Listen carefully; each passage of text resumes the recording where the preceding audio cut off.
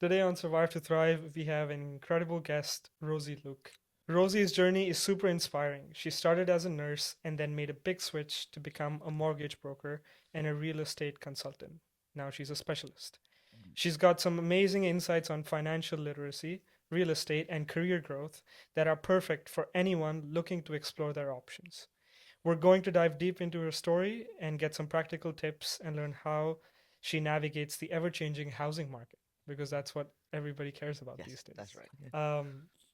Rosie, I want to start off with the biggest question. Okay.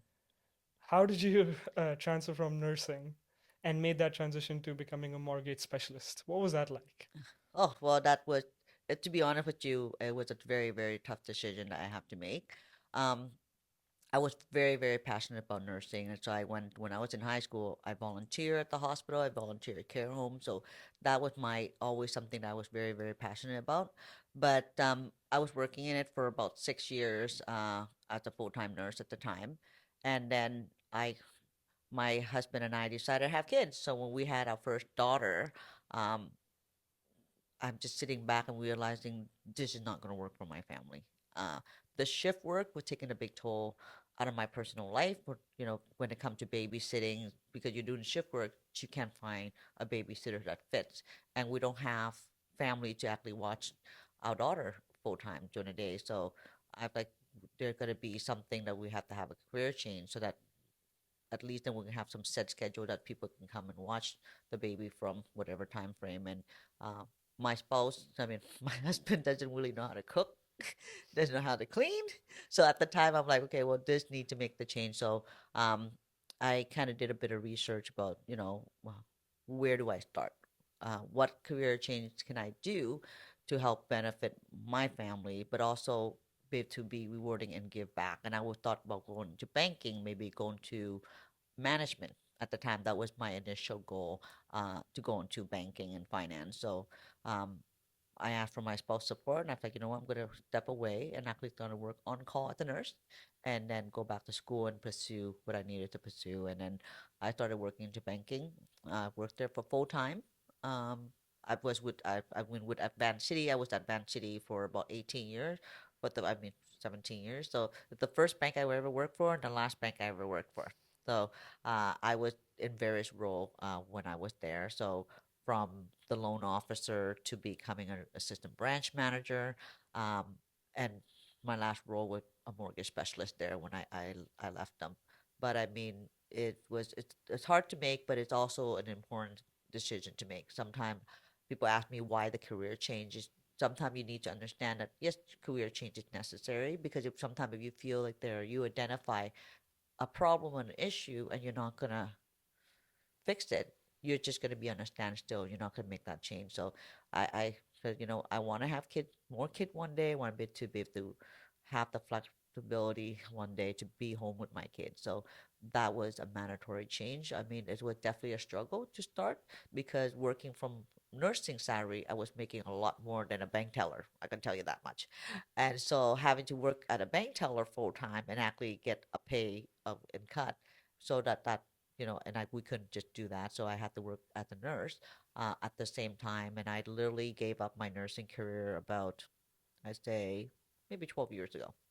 So I was still working on call from 2006 all the way to 2012. So another additional 6 years after I decided I was going to take away from the full time job.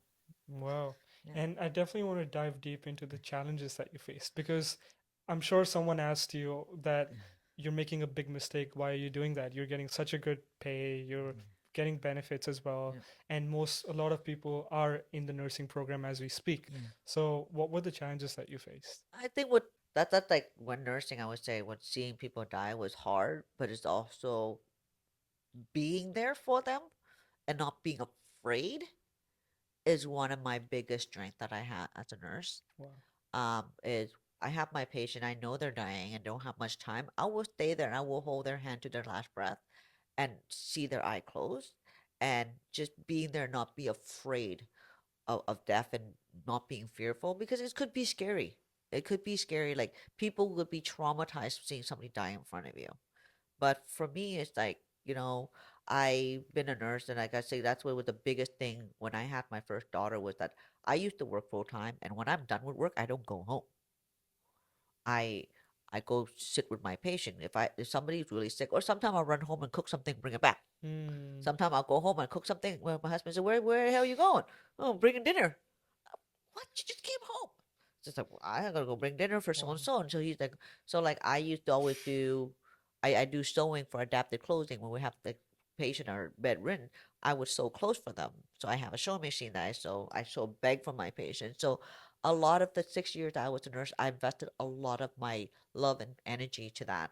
And I find that when I had my daughter, and I'm like, I don't think I could be the best nurse that I want to be, uh, because I'm going to be focused on my kids and the finance aspect of it. I don't think I can be the best, but working on call after that was great because when I'm on Mm. call, I'm still there.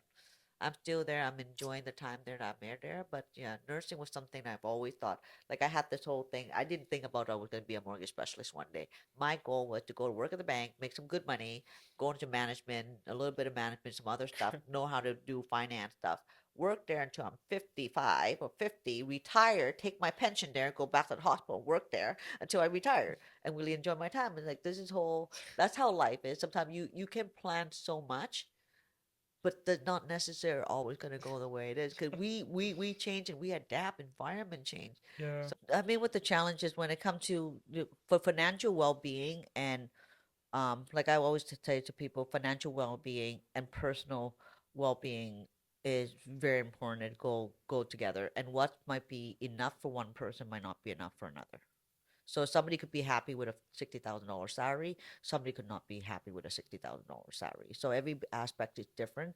For me, with nursing, I look at nursing wise overall.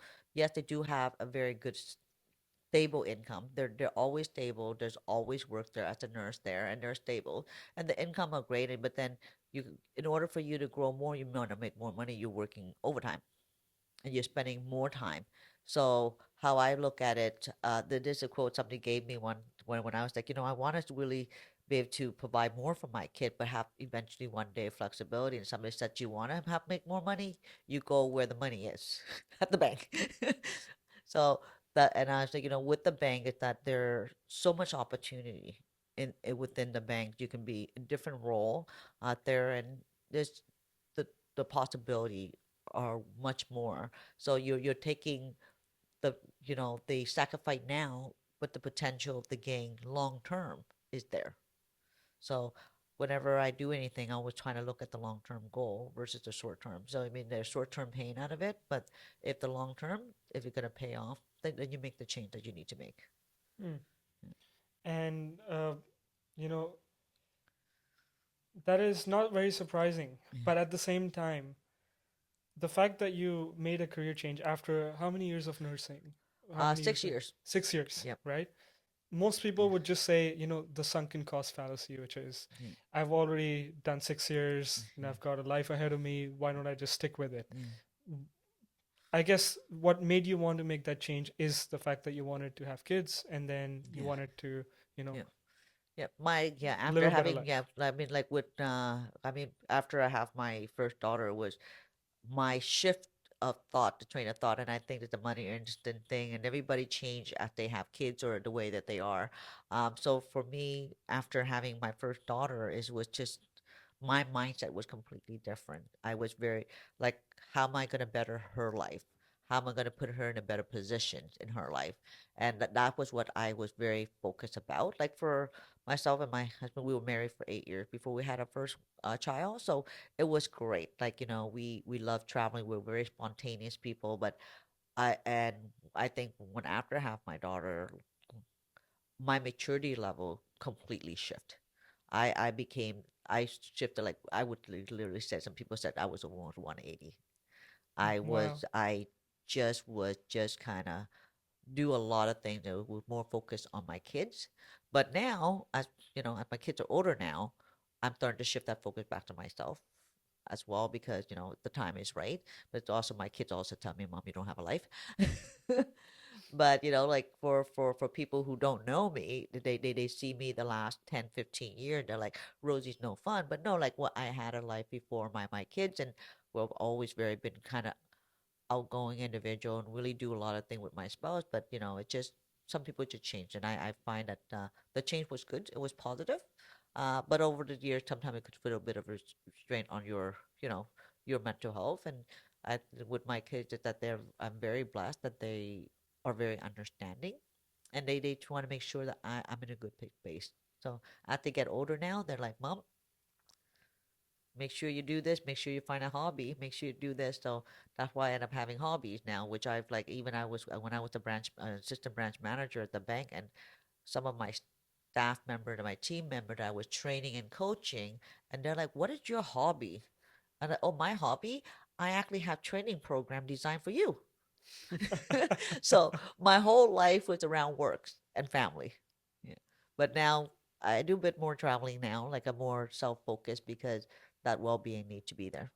That's wonderful. I Mm, think someone said, unless you have love yourself, how would mm, you give it to someone yep. else, right? Mm, And I think that's really beautiful, mm, and that's mm, something that you're recognizing as well. mm.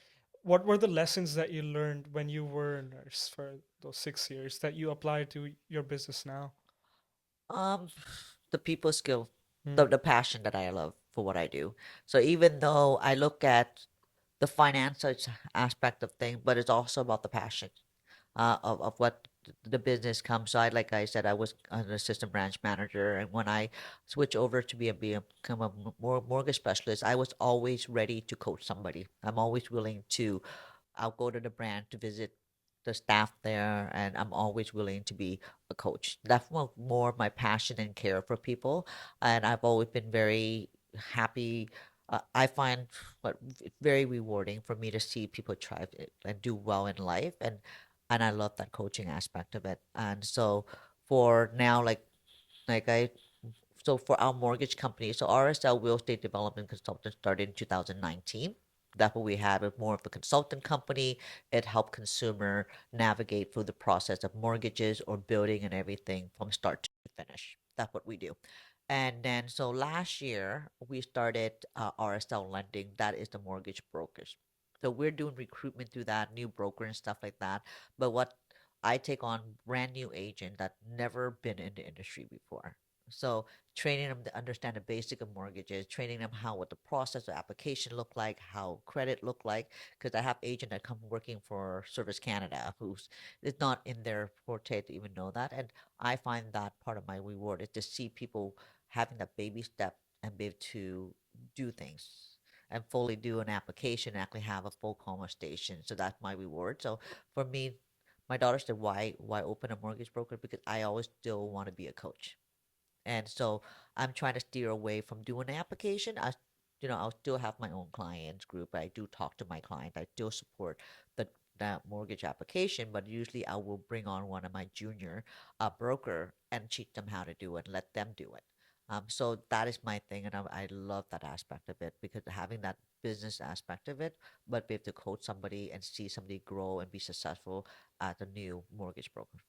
Yeah, That's such a yeah, nice quality yeah, you have. yeah, And I want to touch back into the financial literacy part, but yeah. I want to go back and ask you, talk a little bit about mental health here. Yeah. Um, when you were a nurse, you were probably in very high pressure environments where Absolutely. it's fast paced, Yes. you're actually saving people's Yeah. lives. What was that like? Well, you know what? It was very rewarding. I was tell you it. The funny thing and the reason why I never gave up nursing right after when I became an assistant branch manager, because I had a dream that one day I would want to work at the bank and then go back and work at the nurse as part of my retirement plan, but I couldn't do that. You're But like a rewarding the time that you spend with your patients. There are definitely some struggle when sometimes like I work in psychiatric. I also work in care home at one point. So my last bit of my nursing career was more into residential care. So taking care of people, grandparents, parents. So for me, that was the most rewarding thing that I could look at. And I spent a lot of time being there. Sometimes even I finish work, I would still stay there. So that became a challenge when I have kids was that I couldn't be where I want to be. So usually I work my nursing shift and I'll like some of my patient might be sick or something like that, I would then stay back and just be a companion for free. And that was my passion. It's always been a passion of mine seeing people there, but definitely there in nursing, the biggest struggle with nursing is that people also look at nursing as a money maker, but not really seeing is it a fit. So there, I personally in my career as a nurse see unfit nurses on board, and it really bothers me. And sometimes with the union backing, sometimes it's just difficult to deal with those individuals. So for me, I try to not to get to the politics side of things as much as I can, and to do my work. Uh, and but yeah, it's just nursing is something I always love to do. And I remember I had uh I have multiple issue with my shop steward when I was working at the nurse because when you finish your shift, you're supposed to leave Mm, because you're setting precedent for the the patient family to well, she's staying behind or whatever it is. So there's time when I used to have a bit of issue where they're like, "Oh, you should be leaving," and I was like, I'm not getting paid. I just want to be here. And so there are time when I've been told to leave the premises because of that. But sometimes I'll do it anyway. mm, I'll do it anyway. interesting. Yeah. You talked a little bit about unfit nurses, and I want to touch on that as Mm. well. For someone who's in nursing right now, how do they not end up being an unfit nurse? And what is unfit nurse? Unfit nurse, lack of passion, lack of compassion, lack of empathy.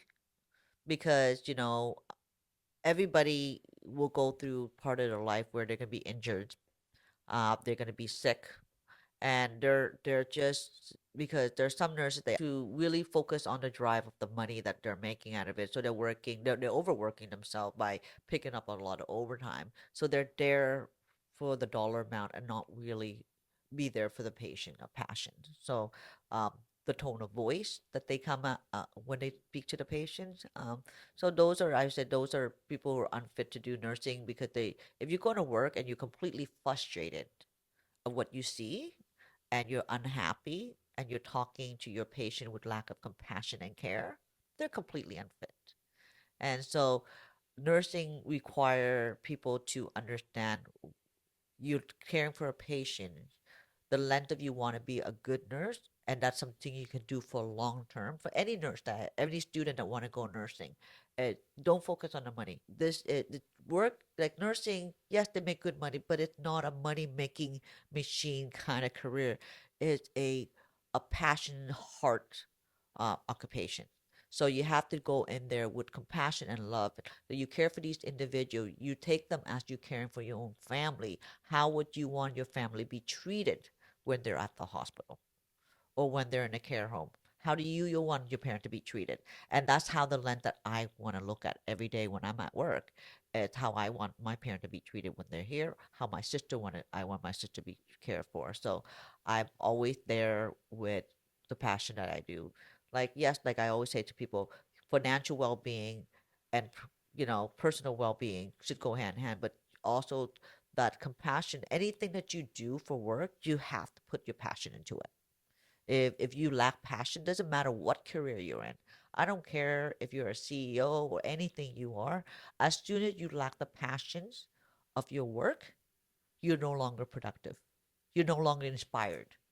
So you have to keep that inspiration going. So that's why when I was working at the bank, I like to change position. I like to move branches because it keeps things fresh for me. Wow, I mean, I love the lens that you shed. I Yeah, wish I had that yeah, when I was 18 because that's when I wanted to be a doctor. yeah, And it's not because my parents wanted it, but I wanted to make them happy. I yeah, wanted to have doctor in front of my yeah, name and I wanted to make money. yeah, And I ended up not being a doctor. And yeah, I'm really happy that there's someone better than me who is a doctor today yeah, because I wasn't the right one. yeah, Because I was looking at it from a lens of, oh, I want to make money. But there's passion to it. yeah, And I love what you said yeah, that that person should take care of your family. yeah, Think about it that way, yeah, and so, that's really yeah, beautiful.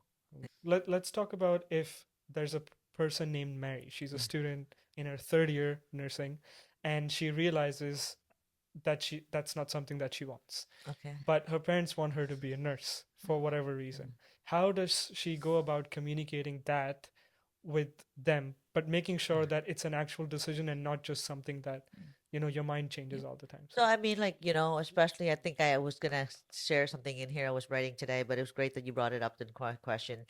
For anybody that's in university or any career aspiration that you have and you're working to pursue it, and now that you change your mind, really take the time to think about it. Uh, Finishing that school with that would that allowed you to transfer. to other kind of career path, or you're stuck at that career path only. And so with nursing wise, I mean, if nursing is a different kind of nursing is so diverse right now, to be honest with you. I'm probably like, I wish I kept my nursing license, to be honest with you, but nursing is so diverse now these days.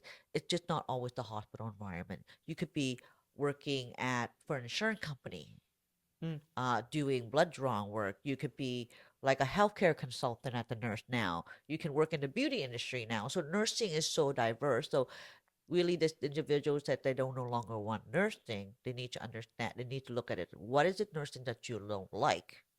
What that occupation entail that you do not like? Can you still be a nurse and work in a different field, in a different area in the healthcare industry? Because it always doesn't always have to be a healthcare industry. But nursing is the nice thing about nursing now is so diverse. There's so many places to require nurses for those type of work. So look at it first. Really identify why you really don't want to do it anymore. Is it a good reason?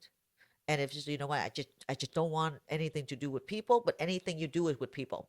So nursing, I mean, if you're already in your third year, do yourself a favor, finish it. Finish it. And right now you have time to navigate through it. Yes, you have to go through the practicum. Yeah, maybe you don't like it, but when that's all over, there are so many things that you can do with the nurse. You can be a nurse on the radio, or on the call in. Somebody call in and ask you about all this question. I'm feeling this. You can give medical advice without even having to be at the hospital environment. So it's so diverse. So never even think that because you're a nurse, that's it. You can still be a business owner even of being a nurse, provide home care service. So there's so many things you can do at nursing. Like I wish I think more of that when I before I left my nursing career and focused on banking. Not that I regret it, but I mean it's absolute so much more because the environment have changed so much, like how the dynamic of care changed so much over the year that nursing is that occupation itself is quite diverse now. Wow. As you said that, I was reflecting on a conversation that I had with someone who's a coach, Yeah, and she is also an on-call nurse. yeah, I didn't know that existed. yeah, yeah, And she's getting paid a handsome amount yeah, because of the specialization that she has. exactly. And she has that knowledge, and now she's sharing it just in a different way. She doesn't have to go to a hospital setting. That's what Exactly. most people Yeah. think, and that's what I thought as Mhm. well. You If you were to go back, what kind of a nurse would you be? What kind of nurse would I Is be? that the right question? No, no. I Yeah. mean, if I would go back to nursing, and if I would have seen the different lens on the business perspective side, I would still be a nurse, and more so, I would probably want to go into teaching of nursing. That's one of my passions, and I would personally would open myself a care home. Like I would actually open a care home, and actually do that, and actually own the business, and actually be able to oversee the process of it. Hmm. So that would probably, if I would go back in time, that would probably something I would probably would have done. I like that we covered the whole nursing aspect of things. Yeah, I do want to go back to the financial literacy, and I yeah. want you to coach me here, right? Okay, I'm going to ask you questions about okay. financial literacy So, because I don't come from that background. I have taken accounting courses before, yeah, and I just want to share more about what you know okay, with the okay, people who are watching yeah, this. okay, Uh, if you were to talk about simple concepts that are really essential when yeah, it comes to financial literacy, yeah. and then what kind of things would you suggest that people should know about students? I Yeah. think student wise, credit so important. So important about if you're looking in the future that you're planning to buy a home one day, or maybe want to lease a car one day or finance a car one day, your credit is called credit is king. That's what in the financial industry we say. Make sure that you have, as being a student, you can probably get a student credit card, low limit. Make sure you do not utilize it at the maximum. Keep the utilization low. Make sure you pay off your credit card, or even best, I tell my daughter, every time you tap it, go home pay for it. Keep that utilization very low. Establish your credit. So have a couple credit card, maybe a line of credit, but not really using them. Use it here and there, but make sure you're paying down to zero. So that is the key into getting a good mortgage later on, a good rate. how people will qualify you. Credit is the one thing that you need to understand, that you need to have that good credit score, and make sure you get your credit look clean. Do not wait until you're 30 when you finish school, or when you get married, decide to apply for a credit card. You need to get the credit card now. Get those financing in place and understand how to navigate credit. So that's the very basic important thing that needs to come in play is your credit. And if you're planning to buy a house, then you know what? Start saving your money. I definitely want to touch on that as well. What about those new immigrants coming to Canada, not knowing how the Canadian financial system works? Any tips for them? Have you had any conversations Yep, with so people we, like we that? do. I mean, there are a lot of the site for new immigrant support. They provide a lot of financial literacy there as well. I think ISS or something like that, one of the organization that does with all the immigration, they have a lot of financial literacy in place that allow people to do. But you're new in Canada, always make sure you reach out, go look around to see Eventbrite anywhere else. They teach about credit or loan, and learn some of those aspects of it. Especially learn about how to navigate what credit is. So those are like the biggest thing, I and new immigrants that came to Canada are doing a better job now. But I'll tell you, 10 years ago, I would have people having credit card and they're in Canada for 2 years and their credit looked like a mess. And I'm like, what happened? They're like, well, somebody told me that the more credit I got, the better. But but why you're not paying it down? Well, because the more credit, the better. I'm like, no, no, no, no. The more you have in credit limit is better, but not using it is better. So the whole funny thing with the bank is when you don't need it, it's when they're going to give it to you. When you need it, they're not going to give it to you. And then the whole aspect around that mean is when your credit is strong and your income is strong, they'll give you a line of credit, they'll do this. But if your credit is bad, at that point they're like, oh no, you need it, but they won't give it to you because your credit's no good. Mm, So just make sure the credit aspect is huge. So financial literacy is very important, especially I know that Van City in the past have done a lot of it to a lot they work with a lot of new immigration agency to learn about financial literacy, but I know a lot of banks are also doing that right now too with regular financial literacy and stuff like that. Even for us at our place, we do. I think I don't know the next time we have it. We have first time home buyer seminar. I explain to you what the process of buying, how to look for a realtor, how to look at a mortgage, and how to shop around. So I think that one's just running sometime in September or whatever not. So that's what we're thinking to have. But our office, we have realtor in our office as well. So usually we'll run seminars for that. But always anybody that you know that new to Canada, say credit. right. And what is a good credit versus a bad credit score for someone who doesn't know what credit score is? Well, usually anything over 700 is great. If the most preferred rate that you will get at for your credit is 720 and over, it's like that's when you get the best bank rate. Mm, But as you get so bad, the bank won't lend you money. Then you have to go for an alternative lender, which is going to charge you a higher rate of interest because your credit is bad. If your credit is so bad, then you have to go the other way, which is not a good place to be. So anybody who ever have really substantially terrible credit and they're trying to buy a house, I'm going to tell them honestly, stop.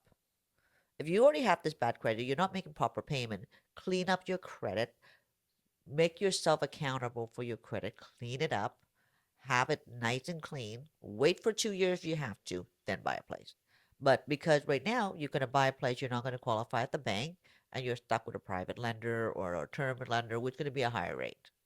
But I mean, you can't stop people from doing that. But that's what my recommendation to people is like, if you really have if you have all this debt, like there's a scenario when I see people have all this credit card debt and they have this money for down payment, and I'm like, well, why don't you just use the money to pay off your credit card? But I want to use it for down payment. I'm like, well, how are you going to navigate uh, paying your mortgage, your property tax, and all that thing that comes to the property expenses, and paying for all that credit card you have a balance? You're just digging yourself deeper and deeper. So if you have this money to pay it off, pay it off. Forget about buying that house right now. Fix the financial well-being first. Have that cleaned up, then the house will come. At least at that point, you're not stressing about like I have all this debt. Wow. Yeah. And you're also paying 21% on your credit card, like Yeah. the interest rates, right? Yeah, and some people what they do is that because what they do is that they'll have multiple credit card, so they'll transfer back and forth. Like some plan might have a promotion, transfer your credit balance for 199% or whatever, and they'll do it back and forth, and I'll be like, what? Mhm. So that's how some people do them. But I was always telling people, how, people really focus on house being the biggest assets, and it is, and it's a very big decision to make. But I also see people make mistake in their life where they buy this house and eventually losing the house altogether Mm. because now you have mortgage obligation and all your debt that you had before you didn't pay that off. So if you didn't couldn't pay off your credit card and now maybe mommy daddy might give you a down payment, well, you know what? No, you pay for that off first because you're not gonna be able to pay two at the same time. I like the honesty that you have, and I'm sure it comes from a place of experience Oh because you've yes, seen a lot of people like yes. that. For the last for the last 19 years of seeing financing because I used to do small loan back in the day when I first started banking. I did small loan, debt consolidation loans, and sometimes I'm just like, what are you doing? Mm. And sometimes I would follow up with those individual like after 6 months, like, how you doing? The bank look at you when they look at your credit report, and that is like for them they look at as being your character. This is how you are as a person in credit wise. You don't care about paying your bills on time. You don't care about this. You don't care about that. So why would you want to give you a mortgage? Maybe you don't care about that neither, right? So that's what they're doing. Like when we do an application, we have all this 5C, what we call it, like their character, their credit, their down payment, so on and so forth. But yeah, so that's very important. Your credit bureau is basically a label of you, how you personally finance, manage your own finance.